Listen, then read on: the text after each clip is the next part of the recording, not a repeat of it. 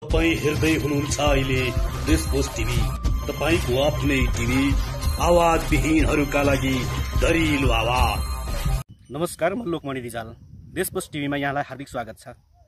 आज नेपालमा संघीयता र यसको वर्तमान अवस्थाको विषयमा जनताको विचारलाई विश्लेषणात्मक आफ्नो विचारहरू व्यक्त गर्नको लागि म उपस्थित छु।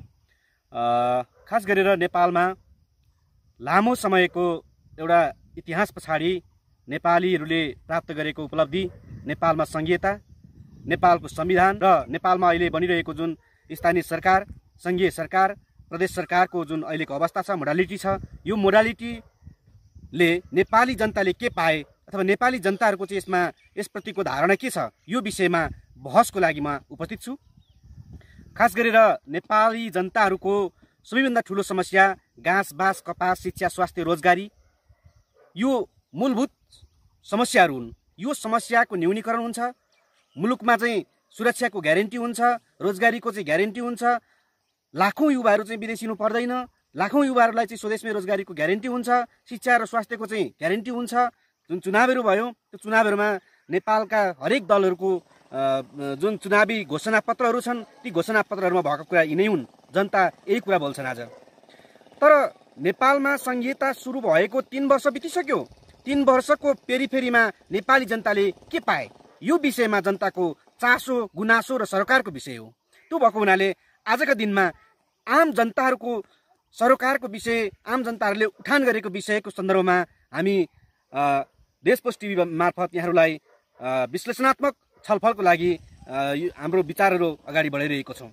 खास गरेर नेपालमा हुनुपर्ने जुन दिगो विकासको कुरा छ, अहिले चाहिँ एसडिजी गोल, सस्टेनेबल डेभलपमेन्ट गोलको सन्दर्भको कुरा छ। सस्टेनेबल डेभलपमेन्ट गोलको लागि नेपालले अथवा चाहिँ नेपालका चाहिँ यति धेरै सरकार छन्, यी सरकारले गरेको क्रियाकलाप गतिविधिहरू के हुन् त? खास त्यो तथ्याङ्क मात्रै सीमित हुने हो कि रियालिटीमा एसडिजी गोल चाहिँ पुरा हुने हो, यो विषय हेर्न बाँकी छ। जनता त्यो जान्न चाहन्छन्। आजको दिनमा विश्व कोरोना भाइरस कोभिड-19 को महामारीको सङ्कटमा फसिरहेको छ। नेपाली युवाहरू खाडीमा छन्, डिप्रेसन हो। त्यो डिप्रेसनको कारणले गर्दाखेरि मुलुक एउटा कृषि पछाडिको ठुलो आम्दानीको हिस्सा डिप्रेसन रेमिट्यान्सले ओगटिरहेको छ। भोलिका दिनमा खाडीबाट लाखौँ युवाहरू नेपाल फर्किँदैछन्। ती युवाहरूलाई चाहिँ नेपालमा दिने रोजगारीको अवस्था के हो, यो महामारीको सङ्कटबाट चाहिँ मुक्ति पाउने अवस्था के हो, त्यसको लागि राज्यले खेल्ने अथवा चाहिँ स्थानीय सरकार होस् या चाहिँ प्रदेश सरकार सङ्घीय सरकारले खेल्ने भूमिका के हो, यो विषयमा जनता अनभिज्ञ छन्। आजको दिनमा राज्यले लकडाउन गरेको लामो समय बितिसक्यो। यो समयमा कतिले राहत पाएको छन्, राहत पाउनेले पाइरहेको छन्, नपाउनेले नपाइरहेको अवस्था छ। यो भोकमरीको अवस्था सिर्जना हुने खतराहरू त्यत्तिकै छ। अर्को कुरा, स्थानीय सरकार होस् या प्रदेश सरकार या सङ्घीय सरकार, राज्य पुनर्संरचना पछाडि राज्यमा ठुलो मात्रामा चाहिँ यो धनराशिको खर्च भयो। खर्च सँगसँगै नेपाली जनताले आशा गरेको कुरा, अब हाम्रो दुःखको दिन गए, हाम्रो सपनाहरू पुरा हुनेछ, हाम्रो लक्ष्य प्राप्ति हुनेछ, हामीले शिक्षाको चाहिँ उच्च किसिमको शिक्षा पाउनेछौँ, स्वास्थ्य त्यस्तै किसिमको पाउनेछौँ, आम नेपालीहरूको चाहिँ आशाको धरोहर थियो। तर 3 वर्ष बितिसक्यो, खास पाए जनताले के, यो विषयमा आम जनताको चासो गुनासो र सरकारको विषय हो। नेपालमा उच्च शिक्षा हासिल गरेका अनेकन जनसङ्ख्या छ। त्यो जनसङ्ख्या दक्ष जनशक्तिहरू विदेश पलायन भइरहेको छ। जो डिग्री गरिरहेको छन्, डिग्री गरेका मान्छेहरू खाडीतिर छन्। जो चाहिँ यहाँ सामान्य एसएलसी सम्म अध्ययन गरेका मान्छेहरू या चाहिँ नेताको कार्यकर्ता भनौँ, उनीहरूलाई चाहिँ यहाँनिर चाहिँ एक खालको योजना दिएको छ। त्यो योजनाको सस्टेनेबिलिटीको कुरा के हो, दिगोपनाको कुरा के हो, त्यो दिगो योजना छ कि छैन, यो विषयमा सोच्न जरुर छ।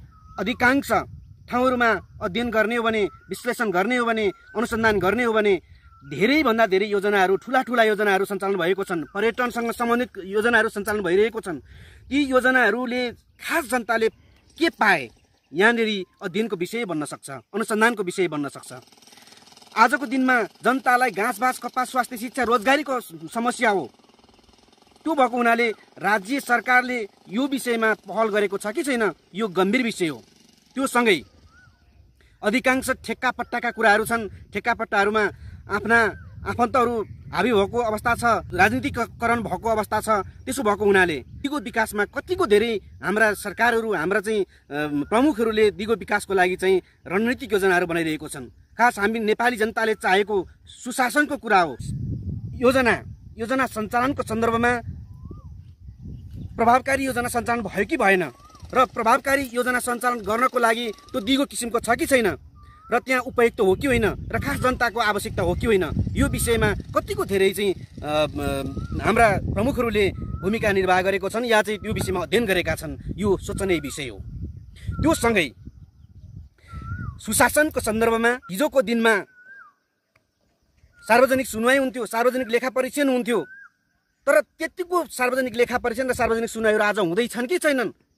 सार्वजनिक ठाउँमा चाहिँ योजना सञ्चालनको सन्दर्भमा कति खर्च भयो, कति चाहिँ त्यसको आम्दानी भयो, कति घाटा भयो, अथवा चाहिँ भोलिको दिनमा के हुन्छ त्यसको एक्जम्सन प्रक्षेपण के गरिएको छ? आज सिस्टमेटिक हिसाबले चाहिँ प्लानिङ प्रोसेस भएको छ कि छैन? यो महत्त्वपूर्ण विषय हो, यो जनता जान्न चाहन्छन्।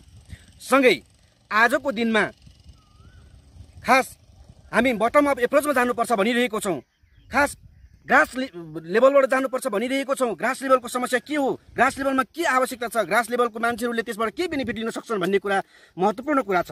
त्यसो भएको हुनाले ग्रास लेभलका जनताको आवश्यकता, इच्छा, चाहना र सस्टेनेबिलिटीको हिसाबले त्यो खालको योजनाहरू सञ्चालन भएको छन् कि छैन र साँच्चैको स्थानीयले त्यसको बेनिफिट लिन सक्छन् कि सक्दैनन्, यो महत्त्वपूर्ण विषय बनेकोले आजको दिनमा जनता यो विषयमा जान्न आतुर छन्।